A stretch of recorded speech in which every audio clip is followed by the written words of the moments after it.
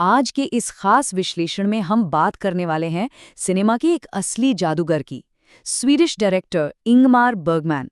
इनकी फिल्में सिर्फ कैमरे का कमाल नहीं थी, बल्कि इंसान की भावनाओं और मनोविज्ञान का एक बहुत गहरा सफर थी।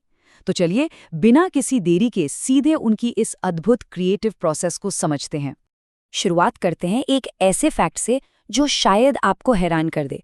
जरा सोचिए, अगर आप 1 घंटे की कोई फिल्म देख रहे हैं ना, तो उसमें से 27 मिनट, जी हाँ, पूरे 27 मिनट स्क्रीन पर असल में घुप अंधेरा होता है।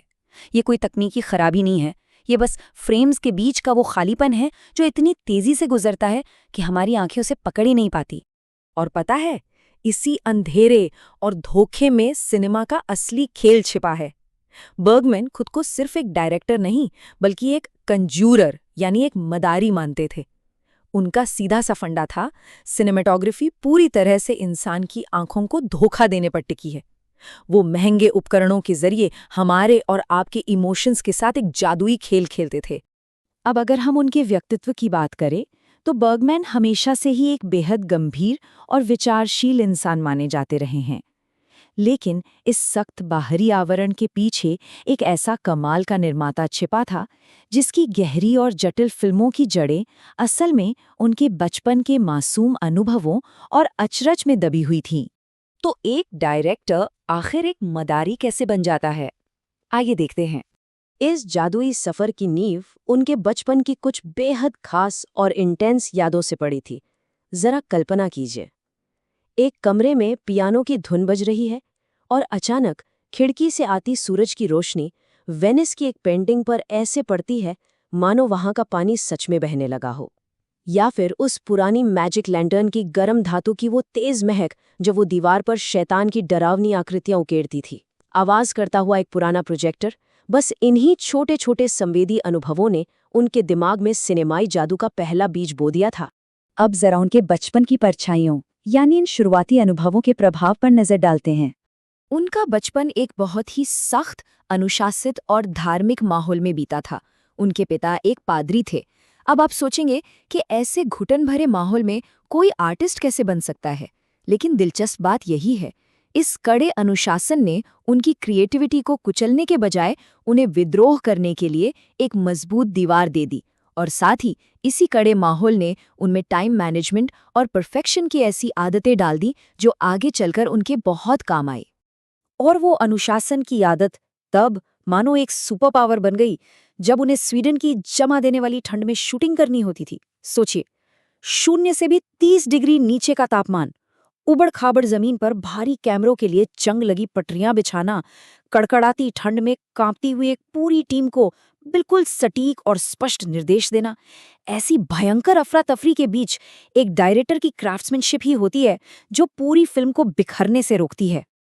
लेकिन पता है, इस थका देने वाली और रूखी वास्तविकता के बीच भी कुछ पल ऐसे आते थे जो सच में जादुई होते थे।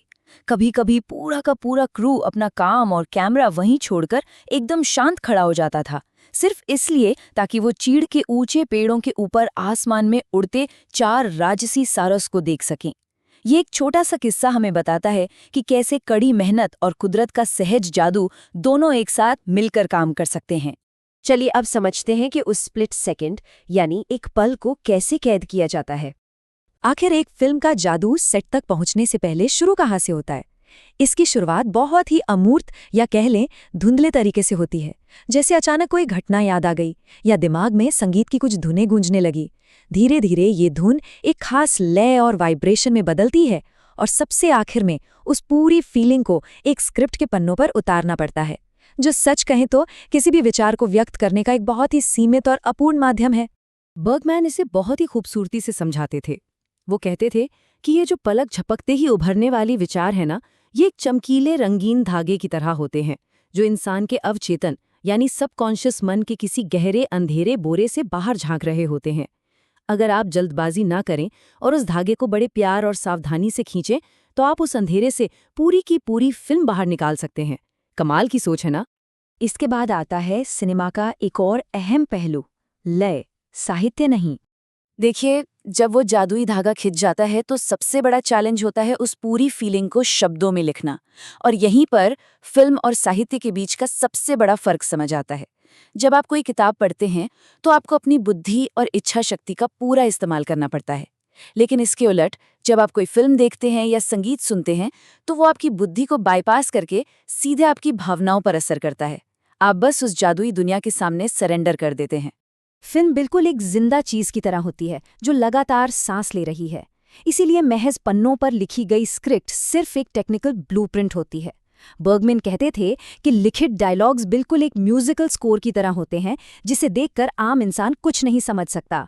उसमें हमेशा वो लय और मोन्टाज वाला तीसरा आयाम मिसिंग होता है जो असल में सिर्फ कैमरे के सामने ही जिंदा हो पाता है।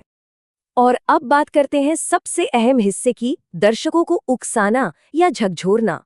तो उस अवचेतन के धागे से लेकर ठंड से जमे हुए सेट तक की सारी मेहनत, ये सब आखिर किस लिए? बर्गमैन की फिल्में चाहे कितनी भी पर्सनल या गहरी क्यों न हो, उनका अल्टीमेट गोल हमेशा आम जनता का मनोरंजन करना था। उनका साफ मानना था कि एक बार फिल्म बन गई तो हर दर्शक को अपनी समझ से उसकी व्याख्या करने का पूरा हक है। एक डायरेक्टर का काम दर्शकों पर अपनी सोच थोपना नहीं है। तो आज की इस चर्चा को हम एक बहुत ही दिलचस्प सवाल के साथ खत्म करेंगे। जरा सोचिए, हम और आप रोज कितना सारा मीडिया और कंटेंट कंज्यूम करते हैं। अगर कोई कला या कोई भी फिल्म दर्शकों की भावनाओं को झकझोरने में नाकाम रहती है, अगर वो हमें अपनी तरफ खींचने या हमसे कोई रिएक्शन निकलवाने में फेल हो जाती है, तो क्या वो उस सिनेमाई जादूगर के टेस्ट में पूरी तरह से हार जाती है? अगली बार जब भी कोई फिल्म देखें तो इस बारे में जरूर सोचिएगा।